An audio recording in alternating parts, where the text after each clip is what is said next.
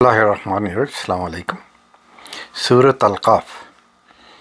ये अगर आप हर रोज़ का मामूल बना ले सुनने का तो सबसे अफजल, नहीं तो हर जुमे को इसको ज़रूर सुना करें।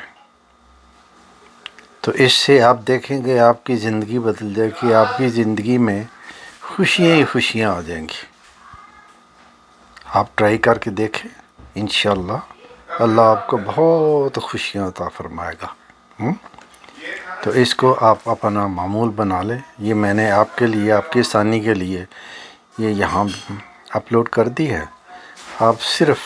सुन लिया करें। आमीन। बिस्मिल्लाहिर्रहमानिर्रहीम। अल्हम्दुलिल्लाहिल्लज़ी أنزل على عبده الكتاب ولم يجعل له عوجا قيما لينذر بأسا شديدا من لدنه ويبشر المؤمنين الذين يعملون الصالحات أن لهم أجرا حسنا ماكثين فيه أبدا وينذر الذين قالوا اتخذ الله ولدا ما لهم به من علم ولا لآبائهم كبرت كلمة تخرج من أفواههم إن يقولون إلا كذبا فلعلك باخع نفسك على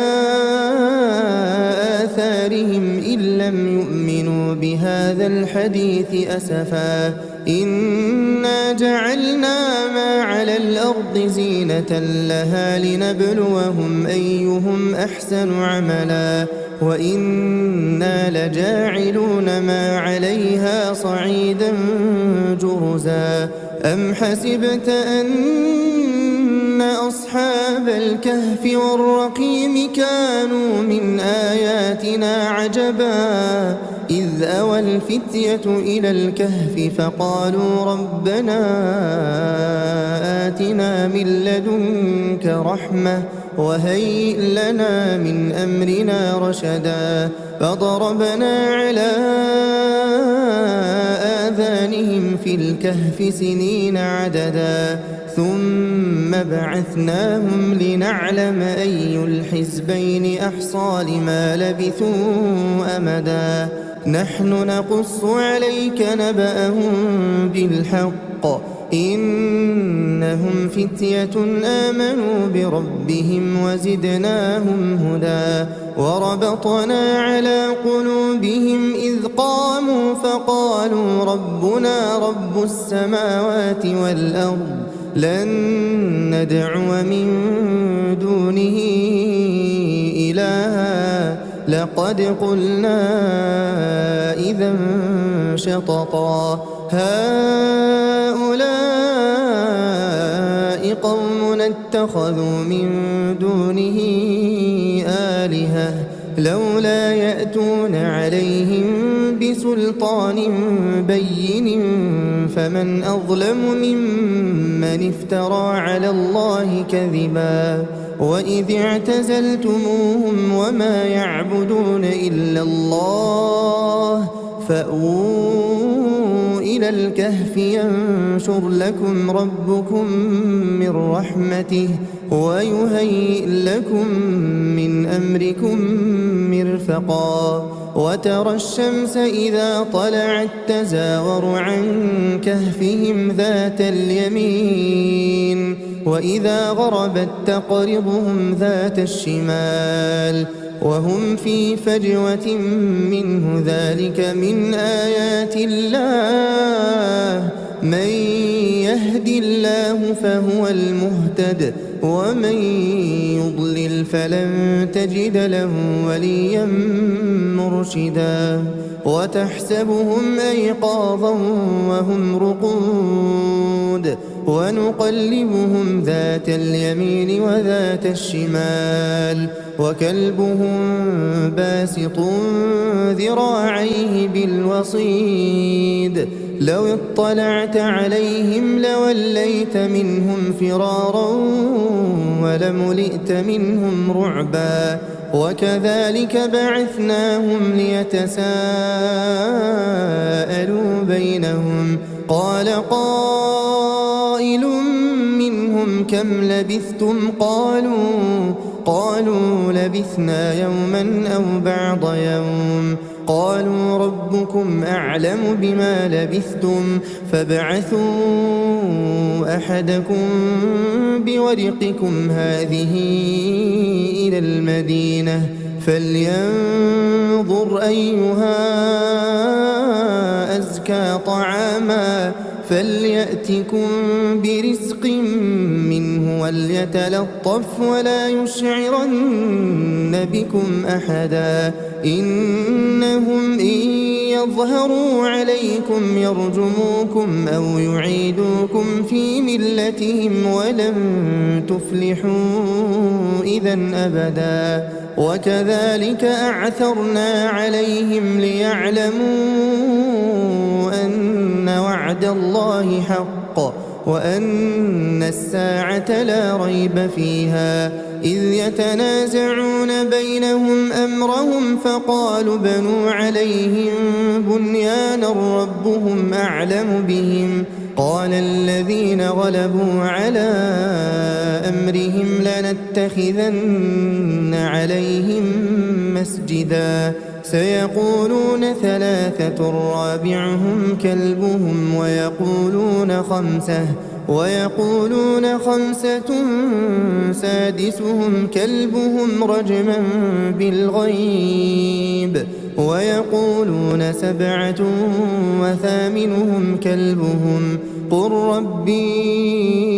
أعلم بعدتهم ما يعلمهم إلا قليل فلا تمار فيهم إلا مراء ظاهرا ولا تستفت فيهم منهم أحدا ولا تقولن لشيء إني فاعل ذلك غدا إلا أن يشاء الله واذكر ربك إذا نسيت وقل عسى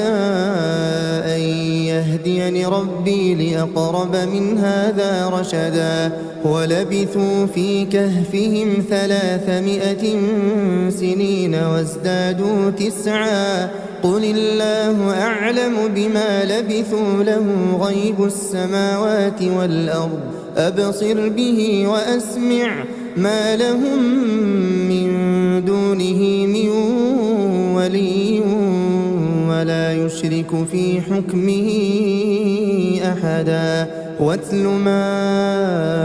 أوحي إليك من كتاب ربك لا مبدل لكلماته ولن تجد من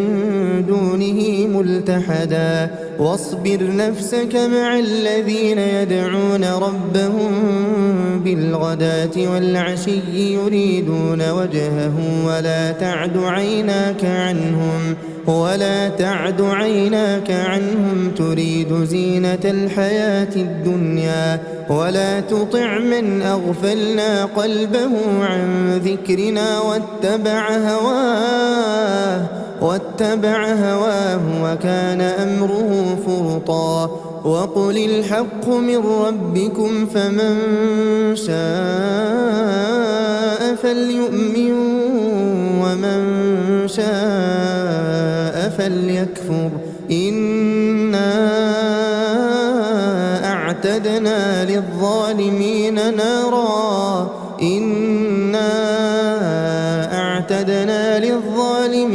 نارا أحاط بهم سرادقها وإن يستغيثوا يغاثوا بماء كالمهل يشوي الوجوه بئس الشراب وساءت مرتفقا إن الذين آمنوا وعملوا الصالحات إنا لا نضيع أجر من أحسن عملا أولئك لهم جنات عدن تجري من تحتهم الأنهار يحلون فيها من أساور من ذهب ويلبسون ثيابا خضرا من سندس واستبرق متكئين فيها على الأرائك نعم الثواب وحسنت مرتفقا واضرب لهم مثل الرجلين جعلنا لأحدهما جنتين من أعناب وحففناهما بنخل وجعلنا بينهما زرعا كلتا الجنتين آتت أكلها ولم تظلم منه شيئا وفجرنا خلالهما نهرا وكان له ثمر فقال لصاحبه وهو يحاوره أنا أكثر منك مالا وأعز نفرا ودخل جنته وهو ظالم لنفسه قال ما أظن أن تبيد هذه أبدا وما أظن الساعة قائمة ولئن رددت إلى ربي لأجدن خيرا منها منقلبا قال له صاحبه وهو يحاوره أكفرت بالذي خلقك من تراب ثم من نطفة ثم سواك رجلا لكن هو الله ربي ولا أشرك بربي أحدا ولولا إذ دخلت جنتك قلت ما شاء الله لا قوة إلا بالله إن ترني أنا أقل منك مالا وولدا فعسى ربي أن يؤتيني خيرا من جنتك ويرسل عليها حسبانا من السماء فتصبح صعيدا زلقا أو يصبح ماؤها غورا فلن تستطيع له طلبا وأحيط بثمره فأصبح يقلب كفيه على ما أنفق فيها وهي خاوية على عروشها ويقول يا ليتني لم أشرك بربي أحدا ولم تكن له فئة ينصرونه من دون الله وما كان منتصرا هنالك الولاية لله الحق هو خير ثوابا وخير عقبا واضرب لهم مثل الحياة الدنيا كماء إن أنزلناه من السماء فاختلط به نبات الأرض فأصبح هشيما تذروه الرياح وكان الله على كل شيء مقتدرا المال والبنون زينة الحياة الدنيا والباقيات الصالحات خير عند ربك ثوابا وخير أملا ويوم نسير الجبال وترى الأرض بارزة وحشرناهم فلم نغادر منهم أحدا وعرضوا على ربك صفا لقد جئتمونا كما خلقناكم أول مرة بل زعمتم أن لن نجعل لكم موعدا ووضع الكتاب فترى المجرمين مشفقين مما فيه ويقولون يا ويلتنا ما لهذا الكتاب لا يغادر صغيرة ولا كبيرة إلا أحصاها ووجدوا ما عملوا حاضرا ولا يظلم ربك أحدا وإذ قلنا للملائكة اسجدوا لآدم فسجدوا إلا إبليس كان من الجن ففسق عن أمر ربه أفتتخذونه وذريته أولياء من دوني وهم لكم عدو بئس للظالمين بدلا ما أشهدتهم خلق السماوات والأرض ولا خلق أنفسهم وما كنت متخذ المضلين عضدا ويوم يقول نادوا شركائي الذين زعمتم فدعوهم فلم يستجيبوا لهم وجعلنا بينهم موبقا ورأى المجرمون النار فظنوا أنهم مواقعوها ولم يجدوا عنها مصرفا ولقد صرفنا في هذا القرآن للناس من كل مثل وكان الإنسان أكثر شيء جدلا وما منع الناس أن يؤمنوا إذ جاءهم الهدى ويستغفروا ربهم إلا أن تأتيهم سنة الأولين أو يأتيهم العذاب قبلا وما نرسل المرسلين إلا مبشرين ومنذرين ويجادل الذين كفروا بالباطل ليدحضوا به الحق واتخذوا آياتي وما أنذروا هزوا ومن أظلم ممن ذكر بآيات ربه فأعرض عنها ونسي ما قدمت يداه إنا جعلنا على قلوبهم أكنة أن يفقهوه وفي آذانهم وقرا وإن تدعهم إلى الهدى فلن يهتدوا إذا أبدا وربك الغفور ذو الرحمة لو يؤاخذهم بما كسبوا لعجل لهم العذاب بل لهم موعد لن يجدوا من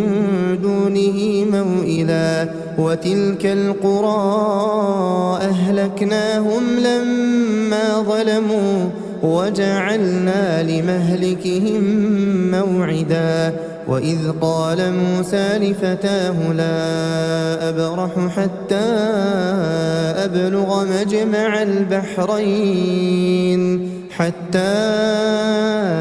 أبلغ مجمع البحرين أو أمضي حقبا فلما بلغا مجمع بينهما نسيا حوتهما فاتخذ سبيله في البحر سربا فلما جاوزا قال لفتاه آتنا غداءنا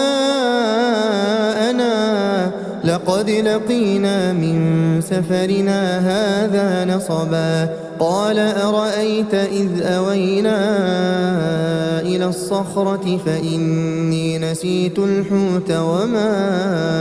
أنسانيه إلا الشيطان أن أذكره واتخذ سبيله في البحر عجبا قال ذلك ما كنا نبغي فارتدا على آثارهما قصصا فوجدا عبدا من عبادنا آتيناه رحمة من عندنا وعلمناه من لدنا علما قال له موسى هل أتبعك على أن تعلمني مما علمت رشدا قال إنك لن تستطيع معي صبرا وكيف تصبر على ما لم تحط به خبرا قال ستجدني إن شاء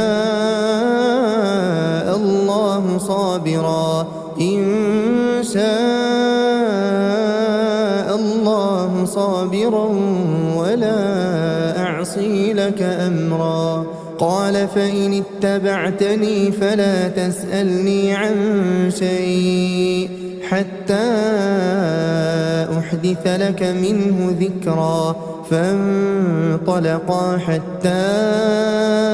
إذا ركبا في السفينة خرقها قال أخرقتها لتغرق أهلها لقد جئت شيئا إمرا قال ألم أقل إنك لن تستطيع معي صبرا قال لا تؤاخذني بما نسيت ولا ترهقني من أمري عسرا فانطلقا حتى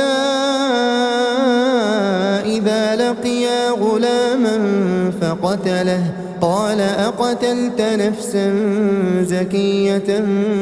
بغير نفس لقد جئت شيئا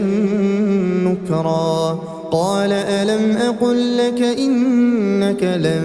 تستطيع معي صبرا قال إن سألتك عن شيء بعدها فلا تصاحبني قد بلغت من لدني عذرا فانطلقا حتى إذا أتيا أهل قرية استطعما أهلها فأبوا أن يضيفوهما فوجدا فيها جدارا يريد أن ينقض فأقامه قال لو شئت لاتخذت عليه أجرا قال هذا فراق بيني وبينك سأنبئك بتأويل ما لم تستطع عليه صبرا أما السفينة فكانت لمساكين يعملون في البحر فأردت أن أعيبها وكان وراءهم ملك يأخذ كل سفينة غصبا وأما الغلام فكان أبواه مؤمنين فخشينا أن يرهقهما طغيانا وكفرا فأردنا أن يبدلهما ربهما خيرا منه زكاة وأقرب رحما وأما الجدار فكان لغلامين يتيمين في المدينة وكان تحته كنز لهما وكان أبوهما صالحا فأراد ربك أن يبلغا أشدهما ويستخرجا كنزهما رحمة من ربك وما فعلته عن أمري ذلك تأويل ما لم تسطع عليه صبرا ويسألونك عن ذي القرنين قل سأتلو عليكم منه ذكرا إنا مكنا له في الأرض وآتيناه من كل شيء سببا فأتبع سببا حتى إذا بلغ مغرب الشمس وجدها تغرب في عين حمئة ووجد عندها قوما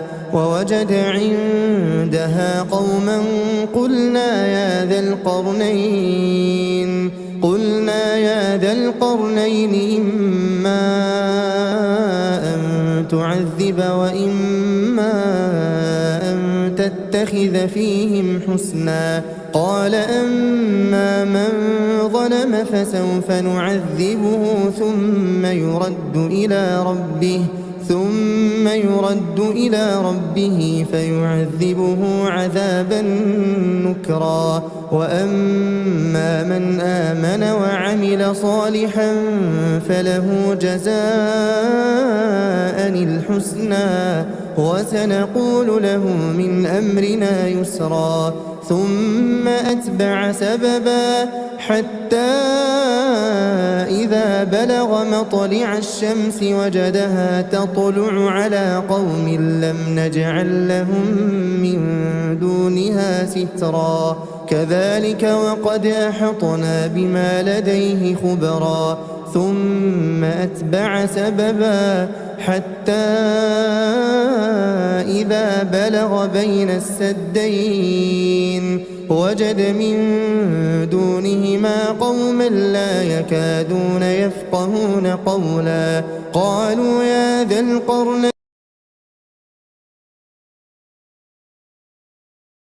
بسم الله الرحمن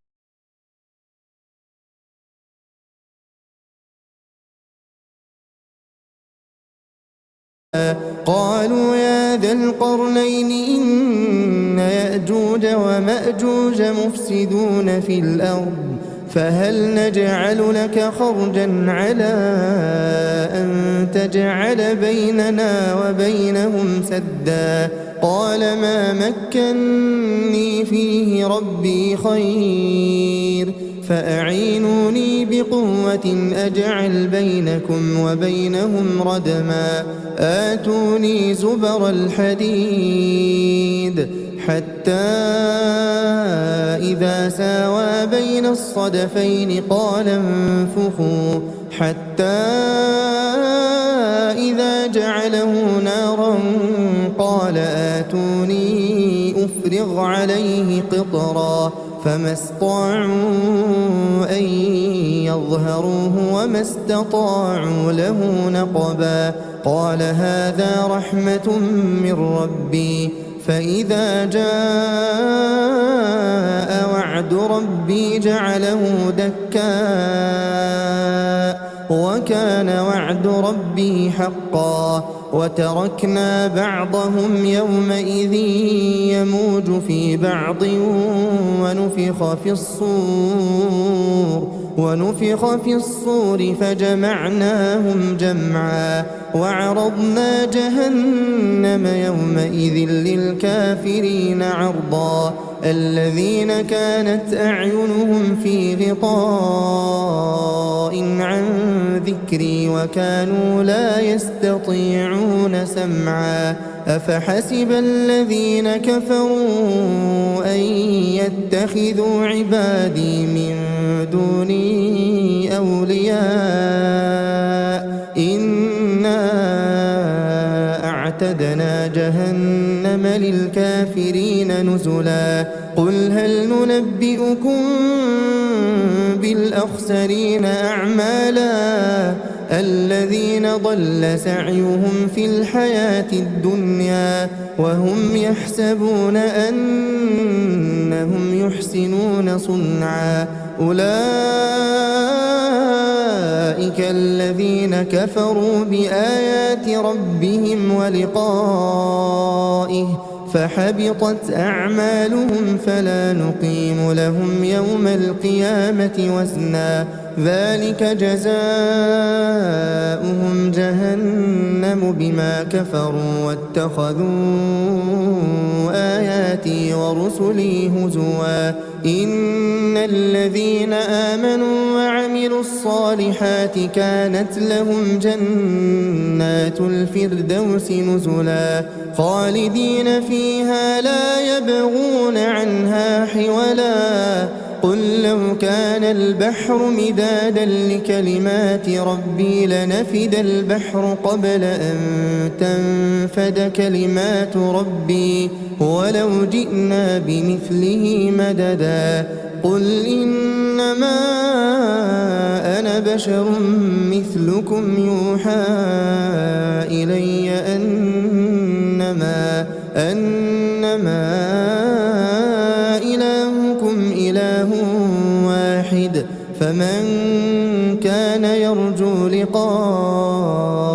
ربه فليعمل عملا